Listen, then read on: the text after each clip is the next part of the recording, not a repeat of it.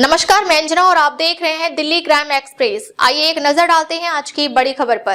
नेपाल में पत्नी की मौत, पति ने मांगे 100 करोड़, बोले होटल स्टाफ भागा, एम्बेसी ने फोन नहीं उठाया, फिर कौन जिम्मेदार। नेपाल में सरकार के खिलाफ जेन-ज़ी प्रोटेस्ट शुरू हुआ। अगले ही दिन प्रोटेस्ट हिंसक हो गया। सरकारी इमारतें, होटल और दुकानें प्रदर्शनकारियों के निशाने पर आ गए।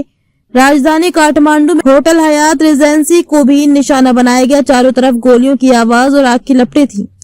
इसी होटल में भारत के गाजियाबाद से आए रामबीर सिंह गोला और उनकी पत्नी राजेश देवी रुके थे। दोनों चौथी बार नेपाल तीर्थ करने पहुंचे थे। हर बार दोनों साथ आते और साथ लौटते थे, लेकिन इस बार रामबीर सिंह को पत्नी के शव के साथ लौटना पड़ा क्योंकि हिंसा के दौरान उनकी मौत हो गई।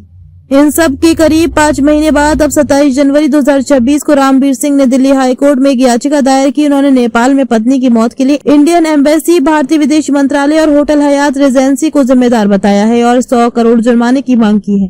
रामबीर कहते हैं, स्टाफ ने हमसे कहा था कि हम होटल में पूरी तरह सेफ हैं, लेकिन जब आग लगी तो स्टाफ सबसे पहले भाग गया।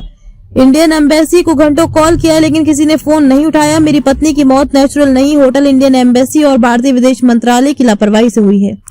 टीम ने रामबीर सिंह गोला से बात कर 9 से 12 सितंबर के बीच उनके साथ बीता घटनाक्रम जाना।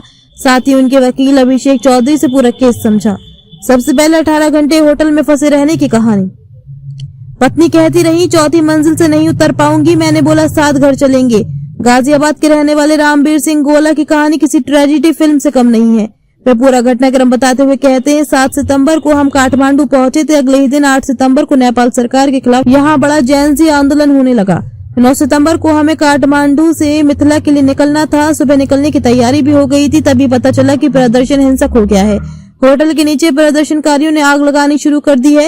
होटल स्टाफ ने हमें दूसरे से चौथे फ्लोर पर शिफ्ट कर दिया और भरोसा दिलाया कि यहाँ हम सेफ हैं। हमें भी लगा था कि 5 स्टार होटल है, तो ये बात जिम्मेदारी से कह रहे होंगे। रामबीर आगे बताते हैं, जब हिंसा ज्यादा बढ़ गई तो हमने जनरल मैनेजर और दूसरे स्टाफ को ऊपर से आवाज लगाई, लेकिन सब गायब थे। होटल का सारा स्टाफ जा चुका था। मैं और मेरी पत्नी दोनों सुबह 9 बजे से होटल के कमरे में बंद थे।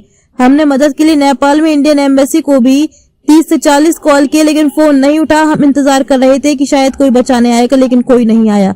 हम दोनों पूरे दिन कमरे में ही बंद रहे क्योंकि चारों तरफ गोलियों की आवाज थी और जगह जगह आगजनी हो रही थी। शाम करीब 7 बजे हमारे कमरे में दरवाजे के नीचे से धुआं आने लगा और हमारा दम घुटने लगा। अब आग के चलते सीढ़ियों के रास्ते उतरना मुमकिन नहीं था। हमने खिड़की के पर्दे निकाले और रस्सी बनाई। तय किया कि चौथी मंजिल से रस्सी के सहारे नीचे उतर जाएंगे। अब तक के लिए बस इतना ही। फिर मिलते हैं एक ऐसी ही बड़ी खबर के साथ। तब तक के लिए नमस्कार और देखते रहिए दिल्ली क्राइम एक्सप्रेस। अगर आपको वीडियो पसंद आई हो तो लाइक करें व शेयर करें। ऐसी लेटेस्ट अपडेट पाने के लिए बेल आइकन को प्रेस करना ना भूलें। अगर आप हमें फेसबुक या फिर ट्विटर के माध्यम से देख रहे हैं तो हमारे पेज को फॉलो, कमेंट करना ना भूलें। धन्यवाद।